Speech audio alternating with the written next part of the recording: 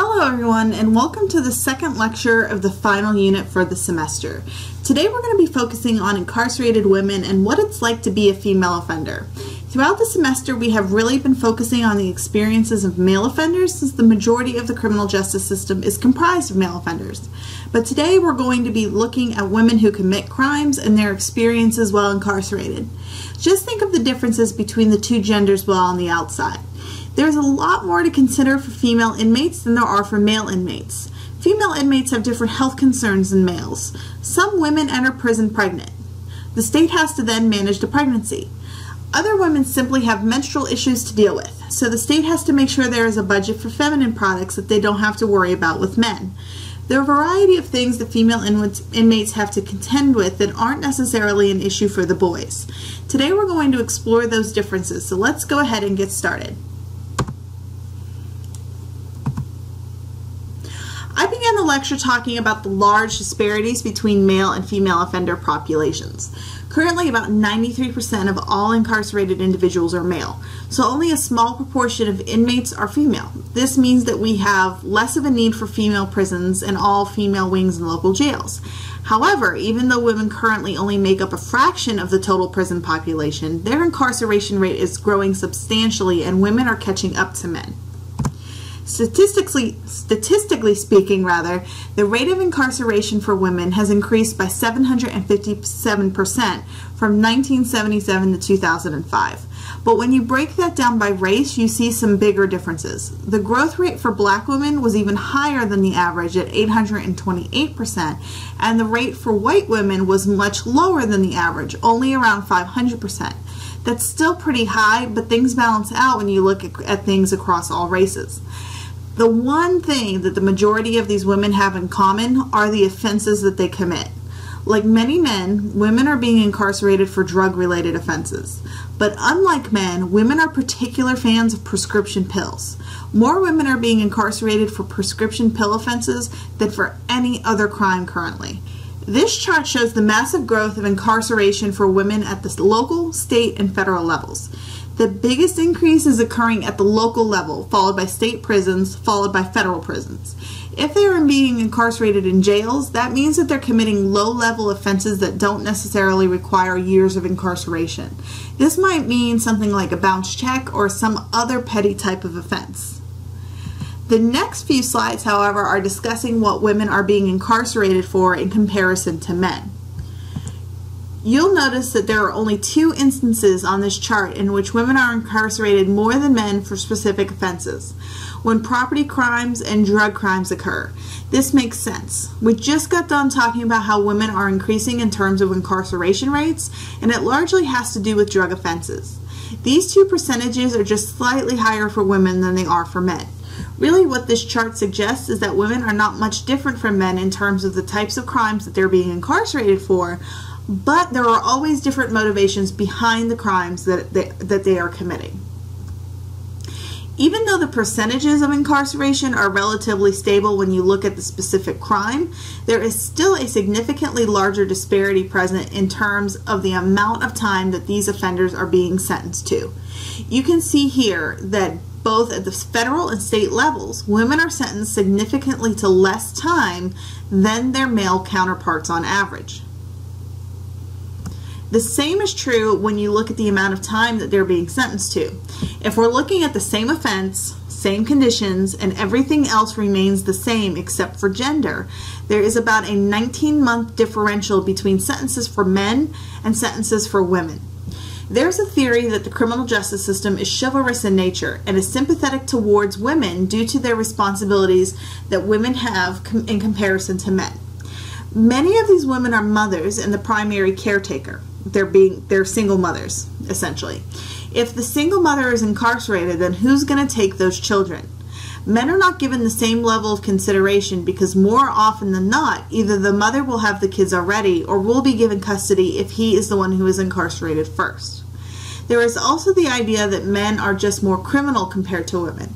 It is a disappointment when a woman commits a crime because that's not really what we associate with women in their motherly female gender roles.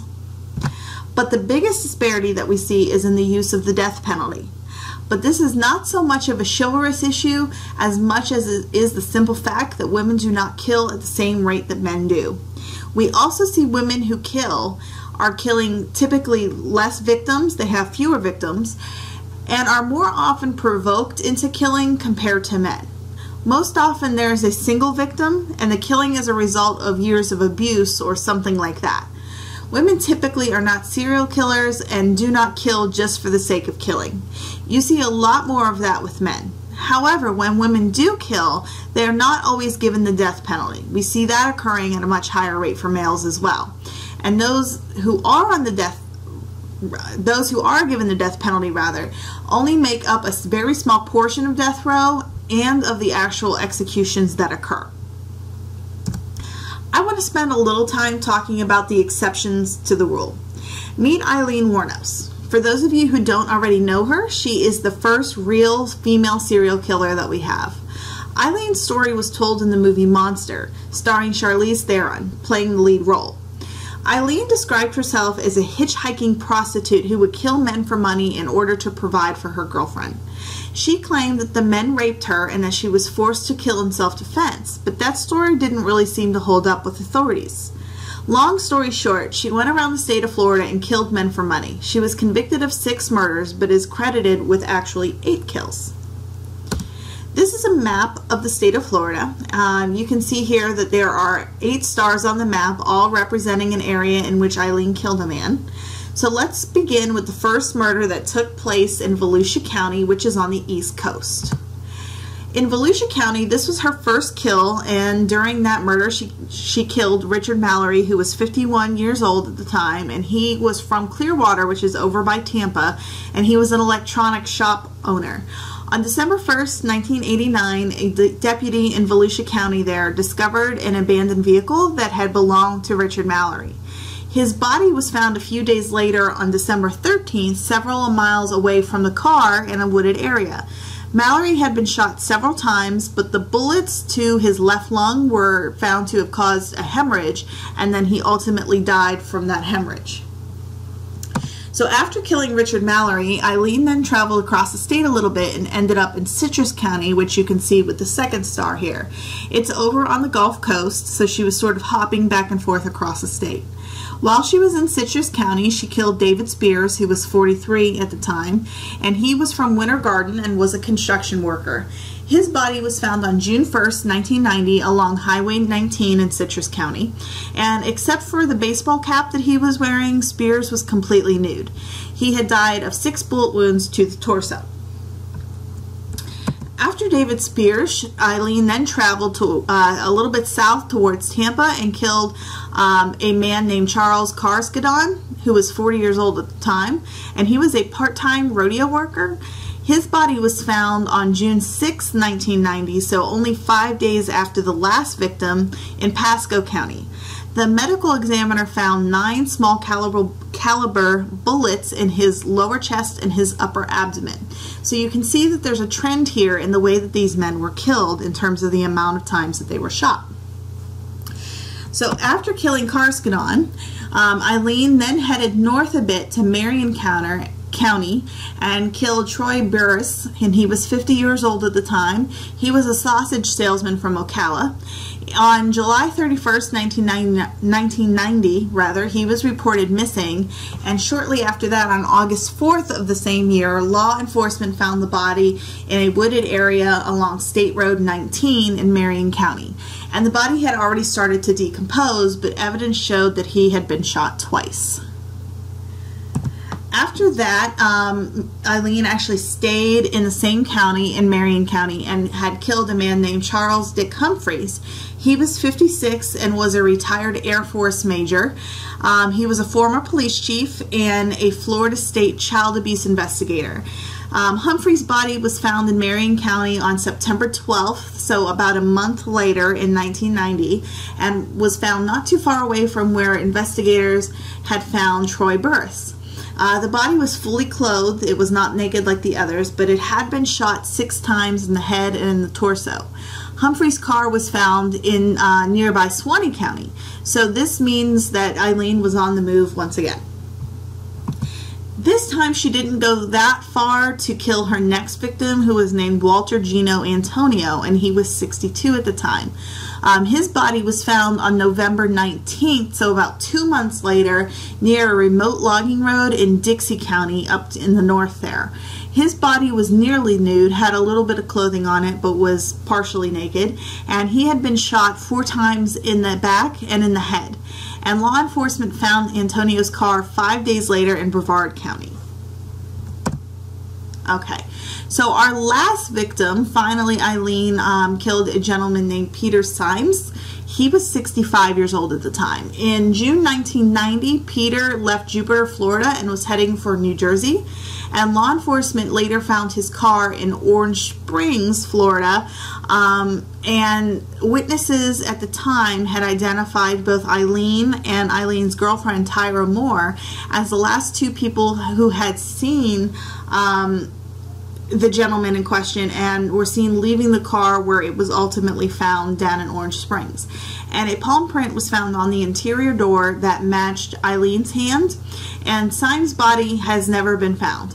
But aside from this very last individual, we know that Eileen killed the other men pretty much the exact same way. All of the men were shot multiple times, and the majority of them were found nude. This suggests that Eileen always had a handgun on her to be able to kill her victims. She did not run into trouble like she suggested to authorities. She actually went looking for it. Eileen was the last female inmate to be executed in Florida, and she was incarcerated in Lowell Prison, which is located in Ocala. That's in Marion County, where she killed 2 of her victims, if you recall from the previous slides. We're going to talk about Lowell Prison in just a few minutes, and we're going to discuss some of the issues with that prison. But Eileen actually sort of went a little batty, if you will, towards the end, and she seemed to be having some mental health issues that could have affected her ability to be executed. As you can see on this slide, her last words before the execution, she sort of went over the edge a bit here. She stated, "I just like to say that I'm sailing with the rock, and I'll be back like Independence Day with Jesus, June 6th. Like the movie, big mothership and all, I'll be back." However, the state did deem her mentally competent to be executed, and she was. On the Blackboard class website, I've provided you with a video link to the very last interview that Eileen ever gave before she was executed. Watch it and you will see what I mean about the psychotic ramblings and the inconsistencies that she was discussing. So here is Lowell Correctional Institution in Florida. This is the prison that houses the women's death row for the state, and it's also the largest prison in the United States.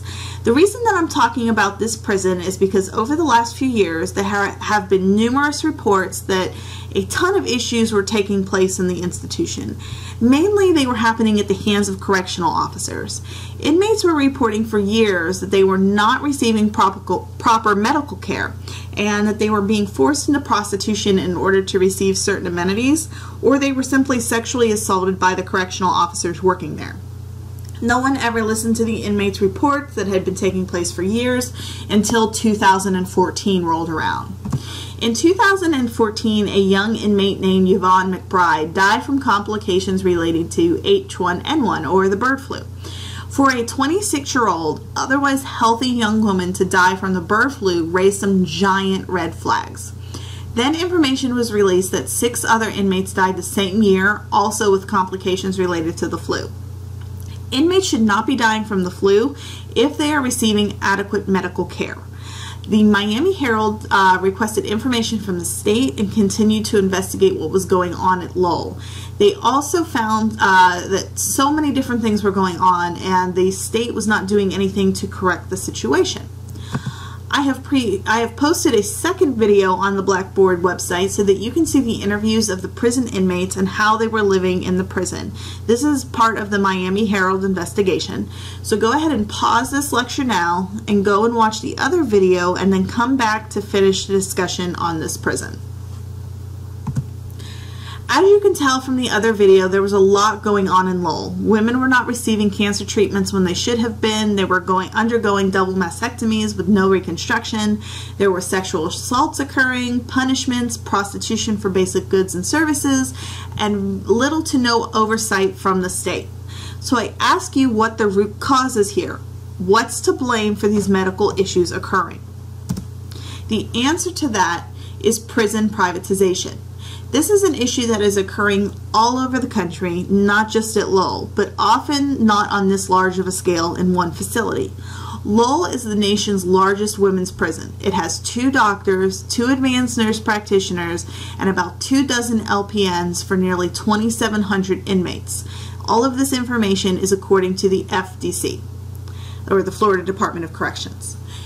Families who have lost loved ones say that while the deaths have been attributed to natural causes, many would not have died had they received adequate and timely medical care. The Miami Herald looked at nearly 5 years of medical complaints, audits, surveys, and facility inspections at Lowell, which consisted of a main compound, an annex, and a work camp. Inmates interviewed for this story also supplied the Miami Herald with medical records, emails, and other documents to support their claims of medical neglect. The records reveal that for years, the prison's infirmaries had been dangerously understaffed, and its medical facilities often have failed to provide timely basic treatment for common ailments such as hypertension, which is essentially high blood pressure. Until October 2013, prison medical facilities were staffed by the Florida Department of Corrections personnel. CRIJ, a private company with contracts all over the country, was brought in by Governor Rick Scott, who happened to be a former healthcare tycoon, and the company promised to slash medical costs and to save the state money. CRIJ handles healthcare at Lowell and 113 other Florida prison facilities. Under CRIJ, spending on healthcare at Lowell has dropped significantly, continuing a trend over the last decade. At the same time, inmates have been denied emergency care and timely treatment for chronic illnesses and routine cancer screenings. This is all according to the audits of Lowell that were conducted in February and September 2015, respectively. Additionally, audits found that colonoscopies for inmates with unresolved bleeding issues were not ordered, vaccinations and immunizations for hepatitis were never initiated, oncology follow-ups never happened, tests were denied, and postpartum exams occurred somewhere up to 4 weeks late. If things weren't bad enough with the medical care, then the prisons are also going downhill in terms of building care and maintenance. I want to show you now a series of photographs from the Miami Herald investigation that look to the care of the institution itself. As you can see from the first one here, there are several huge water stains and black mold that are growing on the ceiling. One of the biggest issues you run into Florida isn't necessarily the heat, but the humidity. If you've never been to Florida, imagine stepping into a hot sauna or a steam room and then working in that sauna all day. That's sort of what it's like. The humidity can suck the air right out of your lungs in Florida. But what is humidity really? It's moisture in the air, and when things get wet and they don't properly dry, what grows? Mold. This picture shows metal parts of the buildings that have started to rust out in Lowell. This doesn't show any of the pipework, but the investigation showed that a lot of the metal, including the pipework, looks similar to this throughout the facility. Once again, this is a result of poor maintenance and letting water get to places it is not supposed to be. Florida receives rain nearly every single day. In the afternoon, you can expect a shower or two. That water collects and collects and collects, and it's not too long before rust appears. If your pipes are rusting, now you have contaminated water. This slide shows the prevention and repair aspect of the prison that they're trying to maintain. You can see that the roof is so ruined they actually had to cut part of it out of the ceiling. The solution there is to put a plastic bag and some tape over the hole. This is a result of privatization. The company is all about the profit margin and could not care less about how it actually runs its facility. And due to the contract of the state, there is no state oversight allowed. The state does not get to look in and see how the company is doing in the facility. This is the outer roof of the prison. You can see that there's prisoners walking in the background, and in the foreground there's a roof that is in dire need of repair. The tar is virtually non-existent and the roof is really stripped down severely. This is how the water is getting through to create mold and rust. There is no prevention or repair work that is done on the facility, and it's leading to major construction issues within the prison. Okay, so I want you to think back a little bit to when we discussed inmate health issues and how often inmates are coming into prisons with pre-existing health conditions. Well, pregnancy certainly is a pre-existing health condition if I have ever heard of one. Every year, about 12,000 women enter prison while pregnant, and they most often will have their babies while they're still incarcerated.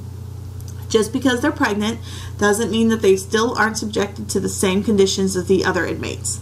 They're still required to work, and they're still subjected to the same security concerns, but they simply are pregnant and they're receiving prenatal care. As I just stated, the majority of these women will give birth while they are incarcerated. Many will be taken to a hospital to give birth, while others will do so within the confines of the prison. But no matter where they do give birth, there are some states that require that women do so while they're shackled as a security measure. Now, I don't know about you, but when I think of a woman in labor, I do not think of someone who is going to try and escape prison life. A woman in full-blown labor is just trying to make it through giving birth. But 32 states require that women are shackled during labor and after the child is born. The issue here is that shackling pregnant women is both dangerous and inhumane. Although it is widely regarded as an assault on human dignity as well as an unsafe medical practice, female prisoners are still routinely shackled during pregnancy and childbirth. Restraining pregnant prisoners at any time increases their potential for physical harm from an accident, a trip, or a fall. This also poses a serious harm to the woman's fetus, including the potential for miscarriage. During labor, delivery, and postpartum recovery, shackling can interfere with the appropriate medical care and can be detrimental to the health of the mother and her newborn child. Once the baby is born, the child is often taken away almost immediately. Some states allow the mother and child a few hours together, but typically no more than that if the two are not part of a prison program for mothers. The child will go to a relative, perhaps the baby's father or the mother's parents or some other close relative who is going to care for the child until the mother is out of prison. If there is no available caretaker around, then the state is going to take custody of the child until the mother comes out of prison. If the mother is sentenced to a considerably long prison sentence, then the child most often becomes a ward of the state and is raised within the system. There are some prisons that are creating programs for expecting mothers which allows them to keep their infants with them while they're in prison. These programs are for short-term inmates who only have about a year-long maximum sentence. This allows the mother to care for her infant without putting an additional burden on the state. Furthermore, it allows the two to bond and to build a relationship that is crucial in the beginning stages of the infant's life. Spots in the program are highly coveted and only reserved for non-violent inmates. Once the mothers are in prison, they are strictly overseen to make sure they are caring for their newborns and that they aren't doing anything that is harmful to the child. In this lecture, we focused on women in corrections. We looked to see how female inmates are sentenced in comparison to male inmates, both in frequency and in time. We also looked to see how women commit their crimes in comparison to men. Specifically, we looked at women on death row and the crimes that Eileen Wuornos committed. We finished the lecture looking at the conditions and treatment of female prison inmates at Lowell and how prison privatization has created a cesspool of an environment where inmates are not provided adequate medical care in a timely manner. Finally, we talked about the idea of pregnancy in prison and how difficult it is to give birth while shackled to a hospital bed. This is not something that any male inmates ever have to deal with. In the next set of lectures, we will be finishing out the semester by looking at the ultimate punishment, the death penalty. I am actually going to break up the lecture into 2 parts so that you don't have to sit through an hour's lecture in one sitting. Meet me back here next time when we look at part 1 of the Chapter 15 lecture.